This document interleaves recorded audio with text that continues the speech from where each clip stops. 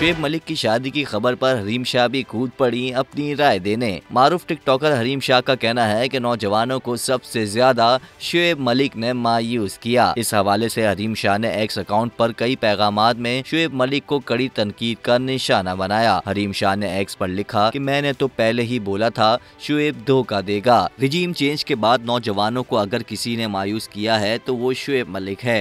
मारूफ TikToker Hareem Shah ने x पर मशहूर भारतीय फिल्म पीके के तपस्वी महाराज की मीम शेयर करते हुए लिखा कि तपस्वी ने पहले ही मुस्तकबिल की पेशगोई कर दी थी, लेकिन सानिया मिर्जा नहीं मानी। शुएब मलिक और सना जावेद की शादी हो गई। हरीम शाह ने एक और पैगाम के साथ रमजान के टीवी शो की वीडियो शेयर करते हुए लिखा कि ये सब रमजान में हमारे सामने हो रहा था।